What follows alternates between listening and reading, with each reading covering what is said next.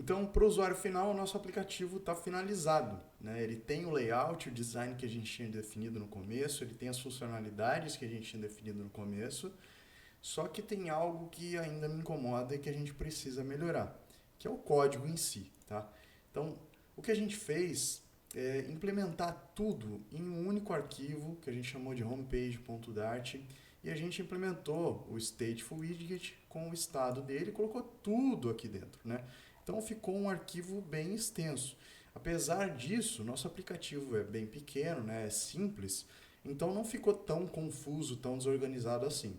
Mas conforme o aplicativo vai crescendo, você começa a perceber que colocar toda a lógica, todo o layout, todo o código em um único arquivo fica muito desorganizado, fica muito difícil de dar manutenção depois. Então, o que é ideal de se fazer é separar o código em vários arquivos, mesmo que sejam códigos relacionados a uma única página, né? Todo o código que a gente colocou aqui realmente é da homepage. É o código dessa página inicial, não é código de páginas diferentes dentro de um único arquivo. Porém, mesmo assim, é ideal que a gente divida esse código em outros arquivos para ficar mais organizado e mais fácil de dar manutenção depois. Não só de dar manutenção por nós mesmos, mas se outros desenvolvedores ou desenvolvedoras entrassem no projeto, ficaria mais fácil deles entenderem o que está acontecendo em cada arquivo e fazer alterações necessárias ou implementar novas funcionalidades.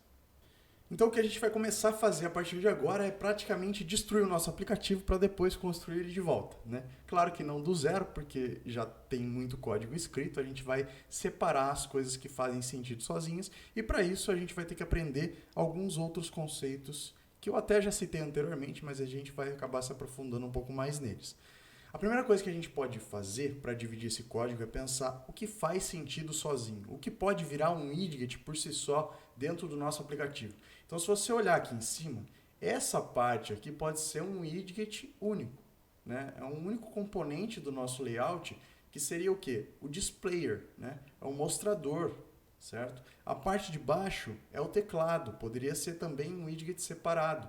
Então, dessa forma, a gente consegue separar o nosso código.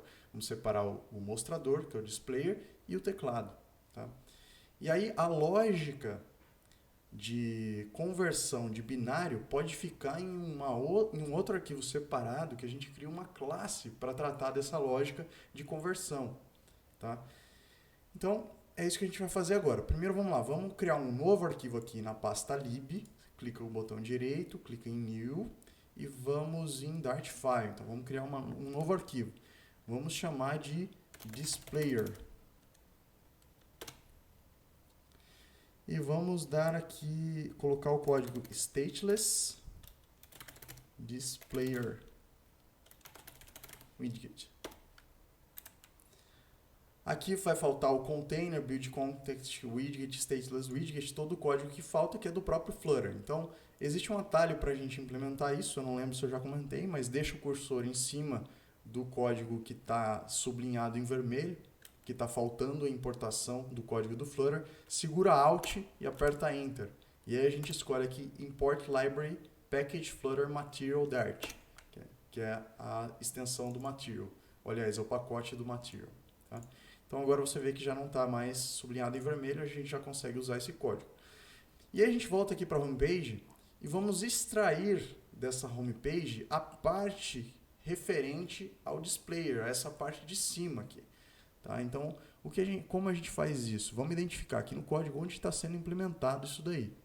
Então, está provavelmente aqui em column. Né? Column tem um text com input, tem o side box, text output. Então, essa é a parte que está implementando esse layout aqui. Então, vamos recortar tudo isso. Tá? Vou pegar aqui de column inteiro, vou recortar Ctrl X. Aqui vai continuar com um erro por enquanto. Vamos lá para o displayer de volta. E no lugar de retornar o container, ao invés de retornar esse container, a gente vai retornar aquele código que a gente recortou ali da homepage. Vou segurar o Ctrl V para colar de volta. Beleza. Só que agora tem um problema, né? Essa variável input e a variável output não estão mais sendo declaradas na classe que esse código está sendo usado agora. Ele não conhece input e output. Por quê? Estão sendo definidos aqui, na homepage, né? Ou no estado da homepage, né? No homepage state, mais especificamente. Que são essas duas variáveis aqui. Então, o nosso displayer widget não tem acesso a essas variáveis. Então, o que a gente vai fazer? Vamos fazer com que... Opa, não em build. Aqui dentro da classe, vamos fazer com que o construtor dessa classe, que a gente chamou de displayer widget, receba o input e output como parâmetros. Tá?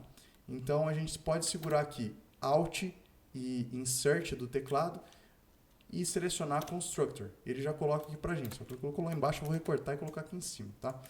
Basicamente, é a mesma coisa que eu simplesmente digitar displayer widget, abre e fecha parênteses e ponto e vírgula. Preciso alterar o meu teclado aqui que eu deixei em português. Pronto. Só que a gente quer também criar aqui dentro as duas variáveis, input e output. Só que a gente não quer que elas sejam modificáveis dentro desse displayer widget. Elas têm que ser variáveis finais. Tá? Então a gente vai criar uma variável final do tipo string chamada input e uma outra variável final do tipo string chamada output. E dentro do construtor, né, para o construtor, a gente vai exigir que sejam passados o input e o output. Ok? Posicionalmente, né, a gente não colocou parâmetros nomeados, não colocamos entre os colchetes. Dessa maneira aqui, seriam parâmetros nomeados. Não precisa nesse caso, vamos deixar posicionais, tá? Então, a primeira posição vai ser o input e a segunda posição vai ser o output. Lembrando que a gente poderia chamar do nome que a gente quisesse, né? Então, poderia ser, sei lá, decimal e o outro output poderia ser binary, tanto faz, não importa. O não tem que ser o mesmo nome que a gente definiu aqui na homepage state, porque são variáveis que a gente está criando em uma outra classe que a gente chamou de displayer widget e que estão sendo passadas para o construtor para ser atribuídas essas variáveis da classe, né? Então, aliás, essas propriedades da classe, né? Então não tem que ser o mesmo nome, ok? Só para deixar claro. Então, como a gente usa agora? Aqui onde a gente deixou esse erro, a gente chama aquele displayer widget e instancia um objeto dessa classe, que é a classe que a gente acabou de criar. E ele precisa de dois parâmetros, né, que a gente acabou de definir lá. O primeiro é o input, se eu não me engano, né? O primeiro é o input e o segundo é o output. Então, o que a gente vai fazer? Vamos passar para ele exatamente isso, o input e o output.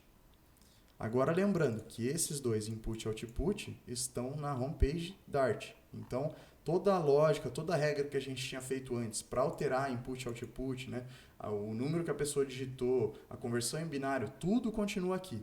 O displayer widget só está recebendo os valores, beleza?